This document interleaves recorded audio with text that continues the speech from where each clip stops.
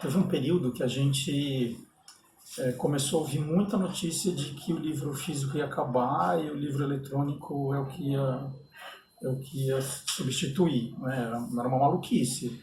Já estavam marcando a data do velório do livro em papel e que as editoras iam fechar todas, porque ninguém ia precisar da editora, que faz esse trabalho basicamente de distribuição.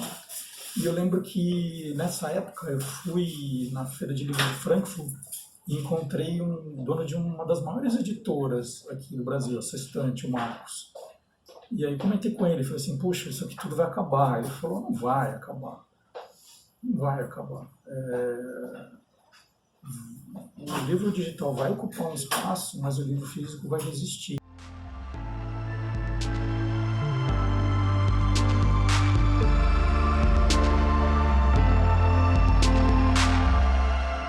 Em novembro de 2018, a Livraria Saraiva declarou uma dívida de 675 milhões de reais com mais de 1.000 credores.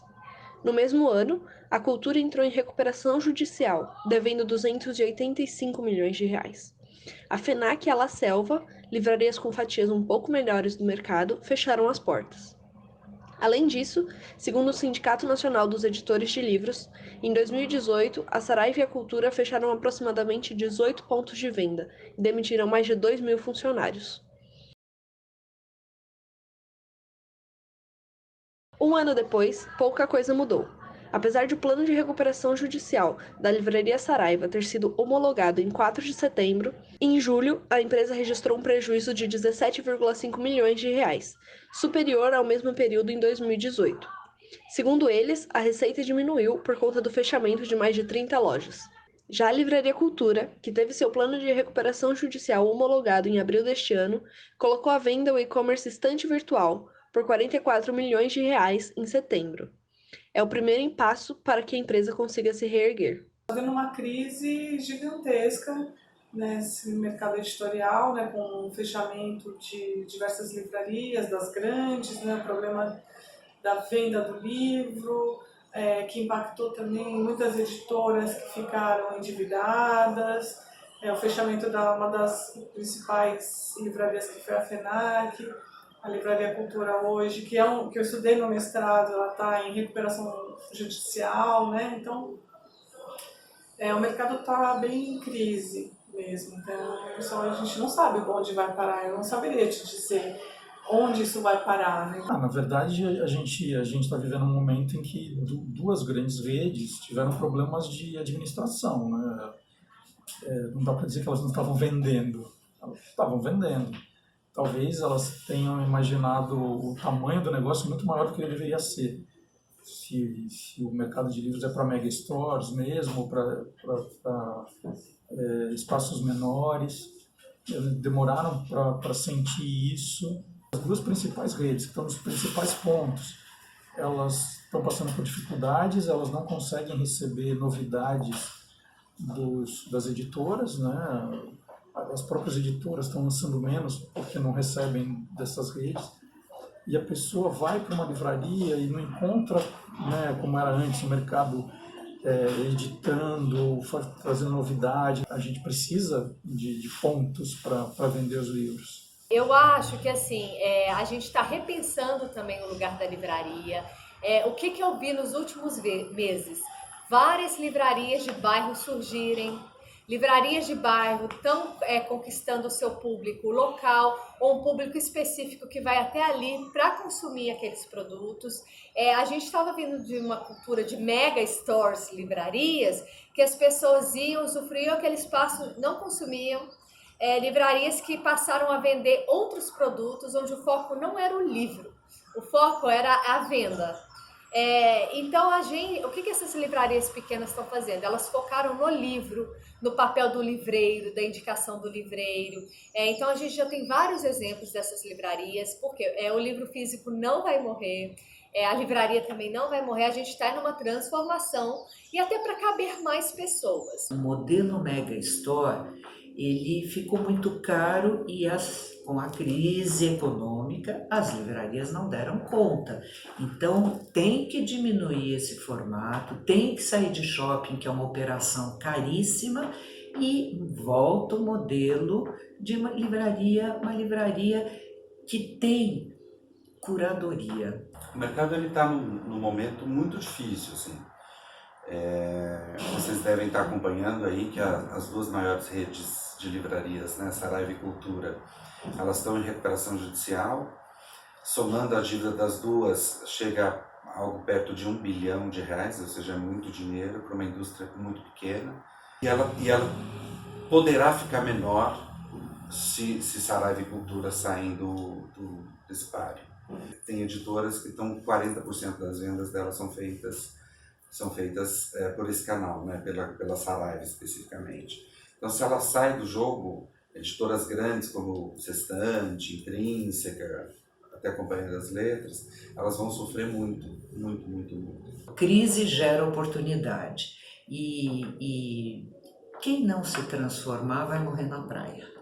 Quem não mudar seu jeito de trabalhar, não só por conta da crise das duas grandes livrarias, infelizmente, que é muito triste para a gente, mas antes disso já vinha uma crise no mundo, já tinha uma crise da economia no mundo e não é só no nosso segmento, no segmento editorial, é uma crise da economia mundial, as mídias sociais estão aí, o modelo de fazer negócios está mudando ainda e muda muito rapidamente, e com essa questão das duas grandes redes, a questão acelerou aqui no Brasil.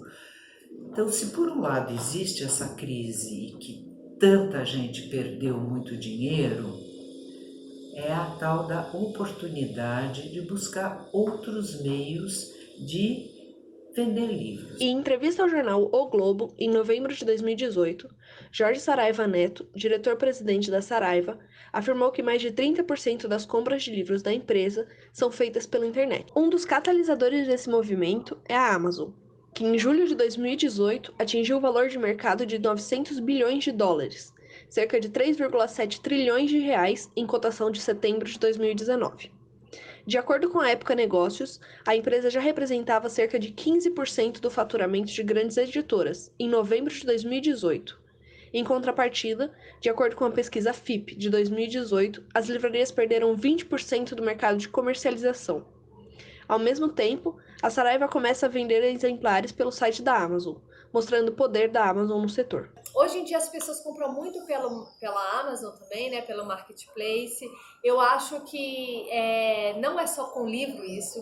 Se você quer comprar um liquidificador, se você quer comprar uma roupa, hoje em dia as pessoas estão entendendo. É geral, é global isso, de comprar mais em casa. Então, o mercado sofre, o do livro também, né? Na verdade, ele está se transformando. Aqui no Brasil, até o presente momento, e a Amazon está aqui já deve ter uns 6 anos, talvez, até o presente momento a Amazon se mostra como uma grande parceira das editoras. Existem editoras, inclusive, que nascem para vender exclusivamente na Amazon. E a Amazon, ao contrário das outras redes, das outras livrarias, ela faz compra firme, ou seja, se você vendeu, ela vai te pagar, ao contrário das outras que fazem consignação. Você coloca um estoque seu lá dentro da livraria, e aí no final do mês a livraria fala assim, olha, você me mandou 100, eu vendi 30, tá aqui o pagamento pelos 30, tem 70 seu aqui ainda. Se vender mais, no próximo mês eu te pago mais um pouco. Então a Amazon não faz isso, ela faz compras mesmo. Ela comprou e fica lá no estoque dela para vender. Então, assim, até o presente momento, a Amazon tem sido uma grande parceira das editoras. Não se sabe até quando. Não tem que ficar assustado. Que bom que nós temos a Amazon que dá o acesso à leitura para tanta gente. A gente precisa tanto de leitores. A Amazon ela montou faz alguns anos já uma ferramenta gratuita para que autores pudessem editar seus próprios trabalhos e publicar eles, né? Claro que existe um interesse por trás do fim, né? Porque eles vendem. Todas as editoras vão acabar tendo que se adaptar a esse sistema online e digital. O livro é uma coisa engraçada, porque você pode falar, tem um e-book, mas não é isso que ela quer. Ela quer o livro, né? Ela quer pegar o livro e falar, olha, toma meu livro. Né? Ela tem uma coisa com o livro físico muito forte, que o virtual não faz, que é ser autografada de presente, mandar um bilhetinho, marcar as páginas. Tem uma coisa que o livro tem uma magia que o virtual não tem. O livro enquanto objeto, nenhum Kindle, nenhum aparelho substitui, né, o objeto livro, né, a coisa de você dobrar a folhinha, de você... Tudo bem que você tem os recursos aqui, não é a mesma experiência, são experiências diferentes. A vantagem do digital é que a velocidade, né, o livro está ali, a pessoa já baixa, já começa a ler, e a questão dos royalties, que como o livro é meu e é independente, são bem melhores. A produção de livro é muito cara. É muito caro. Porque não estou dizendo que o livro não tem o seu valor. O preço dele é aquele, mas chega naquele preço porque ele envolve muitas pessoas. Mesmo que seja um e-book. Um e-book ele tem o editor, o diagramador, né, o revisor, tudo isso é custo. E claro, nosso poder aquisitivo nossa crise está impactando em várias áreas de consumo. Então tem o desemprego altíssimo, então a pessoa prioriza outros gastos ao invés de comprar um livro. Né? 30, 40, 50 reais um livro, para algumas pessoas é bastante dinheiro. Aliás, para muita gente é muito dinheiro.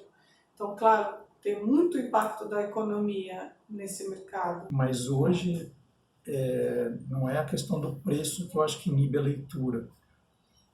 Você tem livro para todos os bolsos, hoje você tem sebos maravilhosos, inclusive na internet você compra o que quiser. Porque a questão não é o preço deste objeto livre, a questão é o estímulo à leitura e como viabilizar as diferentes formas de ler um livro. Eu acho que tem muita gente trabalhando para que se baixe os valores dos impressos, até porque tem cada vez menos gente comprando, e também porque é uma coisa que ecologicamente já não é muito mais legal, né? Mas ao mesmo tempo existe todo um mito assim por volta da grana que as pessoas não querem pagar em impresso, mas na verdade elas estão gastando muito mais em outras coisas. É um mito, assim. As pessoas, não é que tá caro, é porque as pessoas não querem comprar, é outra história. A editora também ganha muito pouco, né? Esse é um livro, de novo, para facilitar a minha vida de um sujeito de humanas, né, que sou. Vamos supor que o livro custe R$100, seja esse o preço de capa dele. R$100, ele está sendo vendido a R$100 na livraria, a editora só vai receber 50%. 50% fica com a livraria. 50%. Aí ela precisa pagar 10%, talvez ela ficou com R$50, né? Então ela precisa pagar 10% para o autor. Então daí já são R$40 que ficou na mão dela. Depois desses R$40 ela precisa fazer a impressão, fazer o marketing, pagar sua folha de pagamento, pagar seu aluguel, sobra muito pouco, né? Os autores sabem que não vão ganhar dinheiro com produção de livro. A gente faz pelo amor, pela distribuição de conhecimento, disseminação de conhecimento. Porque se eu fiz um mestrado, vai ficar para mim? Ou vai ficar minha pesquisa lá no banco de teses? É legal que a gente distribua, não só em forma de artigos também, mas... Né, essa foi a minha intenção, mas não quero saber que eu não vou ganhar dinheiro com livros. Hoje a gente vive uma cultura assim, do autor. Se o autor não vende seu livro, o livro não vende. Então acaba que o trabalho de venda, quem faz sou eu. Alguns leitores escolhem o livro digital e alguns escolhem o físico. Quando eles escolhem o físico, eu mesma vendo o físico. Eu compro o meu próprio livro e vendo ele. Hoje as editoras ainda as tradicionais, são muito voltadas para imprimir e vender papel. E daí quando tu vende papel, tu acaba limitando aquilo que deveria ser fundamental, que é disseminar conhecimento e automaticamente fazer com que as pessoas estudem mais, e trancando basicamente num ideal de venda de papel. Eu acho que não tem muita saída. Eu vejo muitas editoras em livrarias fechando, editoras diminuindo o seu expediente, digamos assim, porque não tem mais como pagar e nem tem mais porque tem tanta gente trabalhando num projeto de um trabalho que, por exemplo, um computador faria. O que antes a gente tinha vários revisores, vários editores, hoje tu tem isso mais distribuído para fora da editora. Então o autor já traz o material revisado. Não, a editora não precisa mais ter revisores. Então tu vai vai ter a proposta de capa que a editora vai muitas vezes acatar aquilo que o próprio autor traz de fora. Então não tem mais o porquê uma editora ter o tamanho que ela tinha. Infelizmente não é uma coisa que vai dar para se salvar ou reverter, né? Simplesmente vai ter que se adaptar. No livro digital, eu tive que realmente fazer tudo. Primeiro eu descobri como funcionava, que era só um arquivo Word, eu já conseguiria fazer isso, fazer a quebra de páginas, e precisava de uma capa. Então eu peguei uma foto que eu já tinha, de uma viagem que eu fiz, e sugeri como capa ali, coloquei uma letra grande com o título e subi na plataforma. O interessante foi que quando foi para Nova Fronteira, eu recebi uma ligação do pessoal da arte perguntando se podia usar essa mesma foto. Eu falei, então eu devo ter algum talento para fazer capa. Então a capa, na verdade, a capa que eu propus para o livro físico, para o livro digital, acabou se tornando a capa oficial do livro físico também. As grandes editoras, elas publicam menos, investem menos, elas vão sempre dar prioridade ao que é o best-seller, o autor já consagrado. E é o pequeno, eram as pequenas editoras que davam chance para esses outros autores serem revelados, serem descobertos. E essas editoras, passando por um momento de crise, elas vão lançar menos. E aí o que sobra para quem de fato quer lançar um livro é lançar por conta própria, é criar o seu próprio selo, é fazer o crowdfunding, né, é fazer edições que ele vai lá, encomenda numa gráfica pequena e vende ali para os amigos dele, para a comunidade dele, para onde ele atua. Então, eu vejo com bons olhos as pessoas que têm essa ousadia, essa audácia de saber que estão fazendo uma coisa boa, que elas precisam lançar para se promover, né?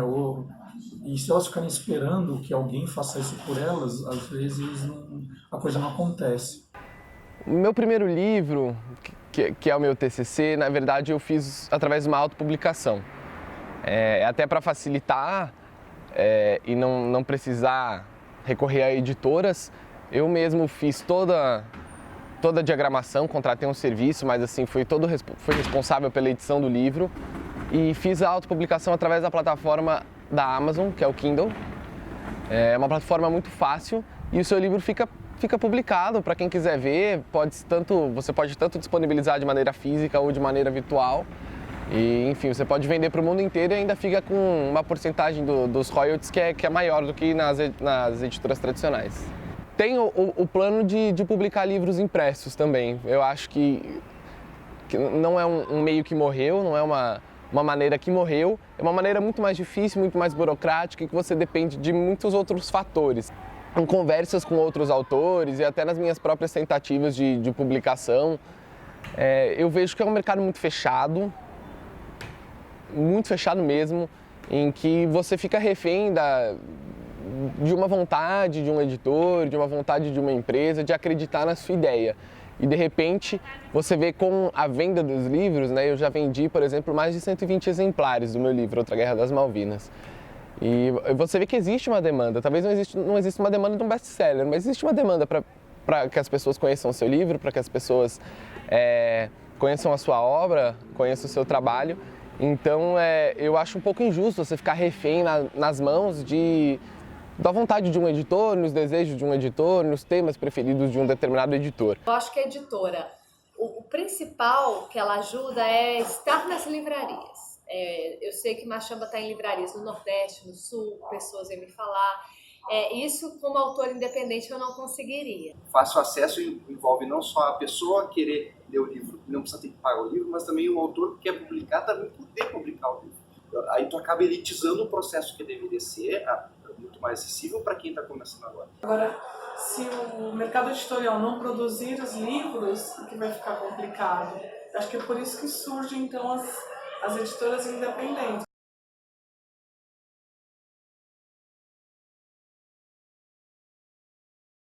Esses independentes, eles trabalham de uma maneira bem diferente do que os tradicionais. Os tradicionais, eles têm vende para as grandes livrarias e tem os distribuidores. Esses pequenos, eles vendem mais direto, eles fazem essas feiras do livro. Voltaram como nunca essas feiras do tipo do choque literário. Todas as feiras no Brasil inteiro estão tomando uma proporção. A gente vê a feira da USP, a feira da Unesp, que sucesso que tem. Na Bienal, então, nem se fale, né? A Bienal do Livro. Essas estruturas menores, eles conseguem com muita facilidade ir por outros canais, né? Diferente de um grupo grande, como a Companhia, a Record, a Intrínseca, que são estruturas muito grandes e que são muito dependentes dessas redes. Então, as independentes, as editoras independentes, elas têm mais chances de sair dessa crise do que as grandes. Eu tenho muitos amigos que são editores de editoras independentes, eles conseguem respirar aliviados, do tipo assim, ufa, eu não estava lá. Então, acho que são os que estão conseguindo navegar melhor.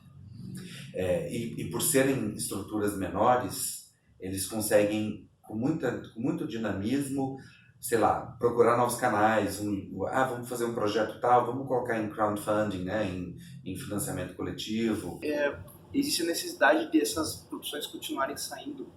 Então, se a gente fica se amarrando muito com as tradicionais e toda hora limitando porque não vende, não vou publicar o teu material porque tu não é conhecido, ou porque tu é muito novo, ou porque é só uma monografia. Tem que ter sempre, quanto mais possível, ainda é muito pouco, gente trabalhando nesse sentido, facilitando a publicação e divulgando de uma forma mais acessível. O mercado vai se recuperar, vai se reinventar, já está acontecendo, porque todo mundo, né, tem que se mexer. Não é crise do leitor, não é crise do livro. Isso é muito importante. Tem muita gente lendo. O mercado está diminuindo, mas não dá para dizer que está acabando.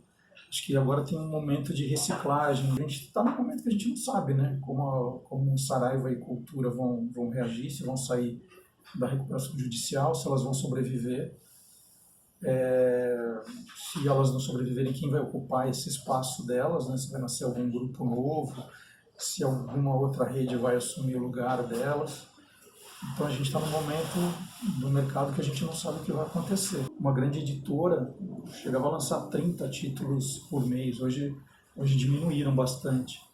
Mas o pequeno, aquele que falava com um público muito segmentado, que lançava novos autores, né, e que fazia uma coisa mais experimental, esses sofrem muito mais, porque tem menos poder para oferecer o seu livro, né, para mostrar que o livro foi publicado.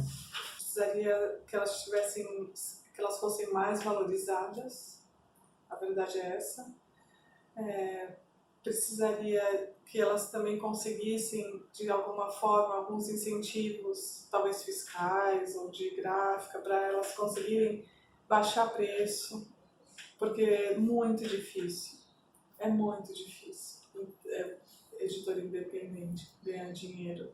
É desafiador, mas eu espero que eles não desistam, porque a gente precisa, pelo menos, dessa alternativa, porque se ninguém produzir livros, o que vai acontecer?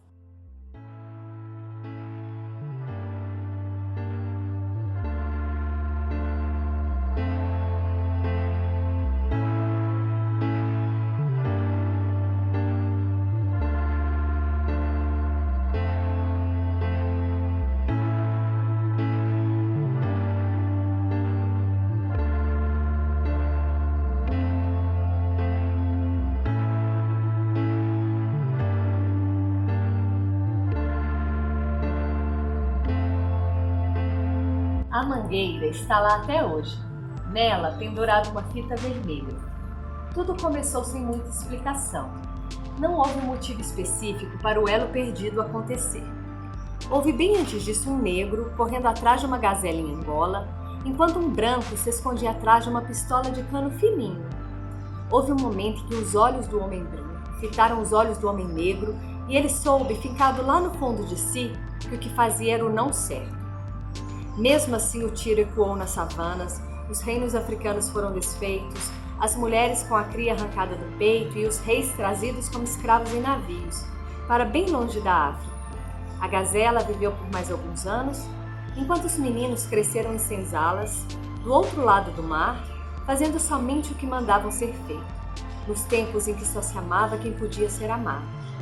Porque antes mesmo disso, houve a sede de poder, que nasceu da gosma do estômago de um homem muito antigo, tão antigo que é fora do próprio tempo, como o tempo grande.